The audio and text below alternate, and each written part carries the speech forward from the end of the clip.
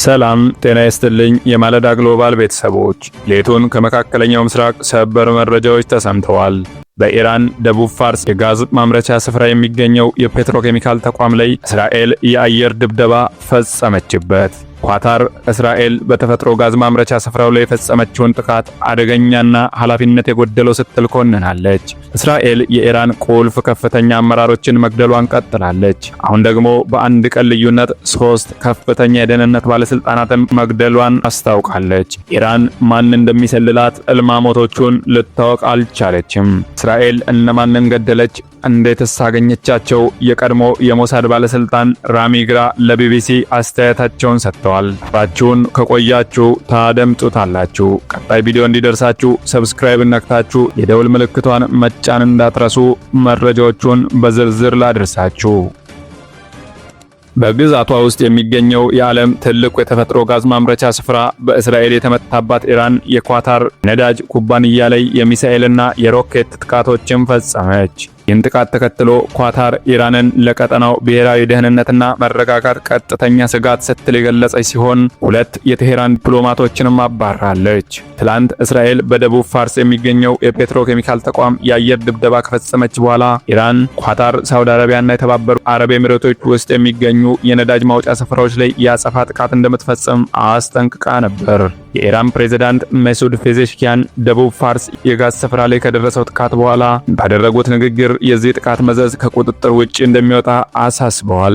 ምሽት ላይ በኳታር ራስ ላፋን ኢንዱስትሪያል ከተማ ውስጥ የሚገኘው ዋነኛ የነዳጅ ማቀነባበሪያ ስፍራ ሚሳኤል እንደተመታ በሀገሪቱ መንግስት ባለቤትነት የተያዘው ኳታር ኢነርጂ ኩባንያ አስታውቋል። በጥቃቱ የተነሳ ስፍራው በእሳት እንደተያዘና ተቋሙ ላይ ከፍተኛ ጉዳት እንደደረሰም ተገልጿል። ኩባንያው ዛሬ ንጋት ባወጣው መረጃ ደግሞ ኢራን በፈጸመችው ሌላ የሚሳኤል ጥቃት የኢነርጂ ተቋሙ ላይ ጉዳት መድረሱን አስታውቋል።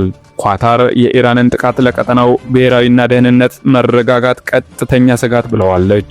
የኢራን ወገን ቀጠናውን ወደ ገደል የሚወስደውና የዚህ ቀውስ አካል ያልሆኑ ሀገራትን ወደ ግጭት አዙሪት የሚስበውን የማባባስ ፖሊሲ ቀጥሎበታል ብላለች። ምላሽ የመስጠት መብት እንዳላት የገለጸችው ኳታር ሉዓላዊነቷን፣ ደህንነቷንና የዜጎቿን ደህንነት ለማስጠበቅ አስፈላጊውን እርምጃ በሙሉ እንደምትወስድ አስጠንቅቃለች። ከሰዓታት በኋላም ኳታር 2 የኢራን ዲፕሎማቶችን በ24 ሰዓት ውስጥ ሀገሪቱን ለቀው እንዲወጡ አዛለች። የታዘዙት የኢራን ወታደራዊና የደህንነት አታሼዎች እንደሆኑ የኳታር የውጭ ጉዳይ ሚኒስተር ገልጿል። 3ኛ ሳምንቱን የደፈነው የመካከለኛው ምስራቅ ጦርነት አሜሪካና እስራኤል በኢራን ላይ የከፈቱት ጦርነት ከተነሳበት ዕለት አንስቶ የኢራን እስላማዊ ሪፐብሊክ በርካታ አመራሮቹን አጥቷል። ቀድሞ ጠቅላይ መሪ አያቶላ አሊ ኻሜኒና ሌሎች ከፍተኛ አመራሮቹ የተገደሉበት የኢራን መንግስት አሁንም ሳይፈረካከስ የአጸፋ ምላሽ እየሰጠ ቀጥሏል።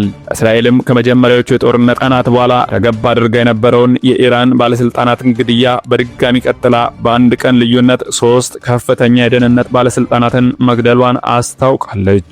ጦርነቱ ከተጀመረ ጊዜ አንስቶ ምን ያህል የኢራን ባለስልጣናት ተገደሉ? በቅደም ተከተል እንመልከታቸው። ኢራን አመራሮቿ የተገደሉባት ጦርነቱ በተጀመረበት ቅዳሜ ዕለት በተፈጸሙ ጥቃቶች ነው። የካቲት 21 2018 በተፈጸሙ ጥቃቶች ከተገደሉ አመራሮች መካከል እኚህ ይገኙበታል። የኢራን ጠቅላይ መሪ አያቶላ አሊ ኻሜኒ፣ የመከላከያ ምክር ቤት ጸሐፊና የጠቅላይ መሪ የደህንነት አማካሪ አሊ ሻምሃኒ፣ የእስላማዊ አብዮታዊ ዘብ ዋና አዛዥ ሙሐመድ ፋክሁር፣ የመከላከያ ሚኒስትር አዚዝ ናሲርዛዴ፣ የጦር ኃይሎች ኢታማዦር ሹም አብዱራሂም ሙስሃቪ፣ የጦር ኃይሎች ጠቅላይ አዛዥ ጽህፈት ቤት ኃላፊ ብርጋዴር ጀነራል ሙሐመድ ሺራዚ፣ የጦር ኃይሎች የስለላ ምክትል ኃላፊ ብርጋዴር ጀነራል ሳላህ ሐሳዲ፣ የጦር ኃይሎች የሎጂስቲክና ድጋፍ ምክትል ኃላፊ ሜጀር ጀነራል ሙሐሴን ዳሬህባጊ፣ የጠቅላይ አዛዥ ቢሮ ምክትል ኃላፊ ብርጋዴር ጀነራል አብዱራሂም ዛዴ፣ የጦር ኃይሎች የሎጂስቲክ መምሪያ ኃላፊ ብርጋዴር ጀነራል ሐሰን አሊ ታጂክ። የካቲት 24 የአሜሪካዊ ዜና ምንጭ አክሲዮስ ያጠናከረው ዘገባ እንደሚያሳየው እስራኤል በመጀመሪያው ቀን ጥቃት የተገደሉት የመከላከያ ሚኒስትርን ተክተው የተሾሙት ሰይድ ማጂድ አቢን ይረዛ ኃላፊነቱን በተረከቡ በሁለተኛው ቀን መግደሏን ገልጻለች። በዚህ ቀን የኢራን እስላማዊ አብዮታዊ ዘብ ልዩ ኃይል የሆነው ቁድስ ከፍተኛ አባል የሆኑት ረዛ ዛሂ በሊባኖስ ዋና ከተማ በቤይሩት ውስጥ በተሰነዘረ ጥቃት መገደላቸውን እስራኤል አስታውቃለች። የእስራኤል መከላከያ ሰራዊት እሁድ የካቲት 29 በወጣው መግለጫ በቤይሩት ሆቴል ውስጥ በፈጸመው ጥቃት ስብሰባ ላይ የነበሩ የአብዮታዊ ዘቡ 5 አዛዦችን መግደሉን አስታውቋል። እንደ እስራኤል ጦር ገለጻ ከተገደሉት መካከል የሆኑት አሊ ረዛ ቢያዛር እና አህመድ ሮሱሊ ከፍተኛ የስለላ አመራሮች ናቸው። ሊባኖስ ውስጥ የሚገኙ የኢራን መንግስት ተቀጸላ ኃይሎች ገንዘብ የማስተላለፍ ኃላፊነት ነበራቸው ያላቸውን ማጂድ ሐሳኒን ከተገደሉት መካከል ጠቅሷል። የቁድስ ኃይል አባላት ናቸው የተባሉት ሁሴን አህመድ ዱሉና አቡ መሐመድ አሊም ተገድለዋል ተብሏል። በተባበሩት መንግስታት የኢራን አምባሳደር በበኩላቸው በቤይሩት ራማድ ሆቴል ላይ በተፈጸመው ጥቃት የተገደሉት 4 ዲፕሎማቶች መሆናቸውን በመግለጽ ለተመድ ዋና ጸሐፊ ደብዳቤ መላካቸውን የኢራኑ ታስኒም የዜና ወኪል ዘግቧል። መጋቢት 3 የእስራኤል መከላከያ ሰራዊት በዚህ ዕለት በወጣው መግለጫ ቤይሩት የሚገኘው ሂዝቦላ ውስጥ የኢራን አብዮታዊ ዘብ የሚሳኤል ክፍል ኦፕሬሽን አዛዥ እንደሆኑ የገለጻቸውን አቡዳር መሐመዲን መግደሉን አስታውቋል። ወታደራዊ አዛዡ እስራኤል በመስከረም 2017 ዓ.ም በፈጸመችው ጥቃት ጉዳት የደረሰበት ሂዝቦላህን የሚሳኤል ፕሮግራም መልሶ በማደራጀት ረገድ ቁልፍ ሚና እንደነበረው ገልጸዋል።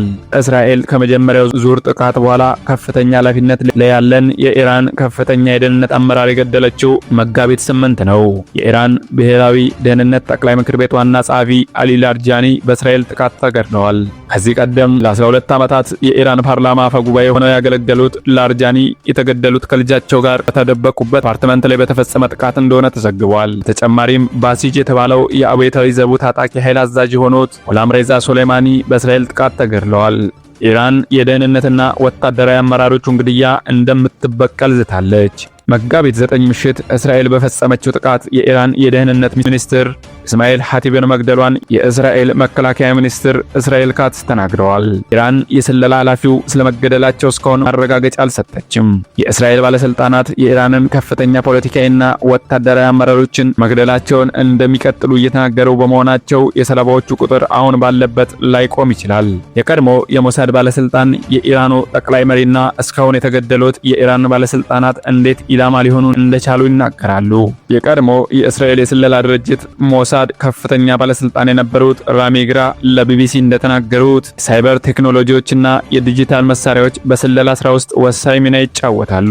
የቀድሞ የሞሳድ ባልደረባ እንደሚሉት ባለንበት ዓለም ውስጥ የተራቀቁ ቴክኖሎጂዎች የስለላ ድርጅቶች ከፍተኛ መጠን ያለው መረጃ እንዲሰበስቡ አስችለዋቸዋል። እነዚህም መካከል ግለሰቦች ሙሉ በሙሉ ግላቸው እንደሆኑ የሚቆጥሯቸውን ሚስጥራዊ መረጃዎችን ሳይቀር ማግኘት የሚቻልበት እድል መፈጠሩን ይጠቅሳሉ። ዛሬ ማንም ሰው መረጃ ለመሰብሰብም የሆኑ ነገሮችን ለመፈጸም ምንም ማድረግ አያስፈልገውም ይላሉ ራሚ ግራ። የስለላ ተቋማት የሞባይል ስልኮችን መጥለፍ፣ የተለያዩ ቦታዎች ድምጽ ማዳመጥና በብዙ አጋጣሚዎችን ምስሎችን ማንሳት ይችላሉ።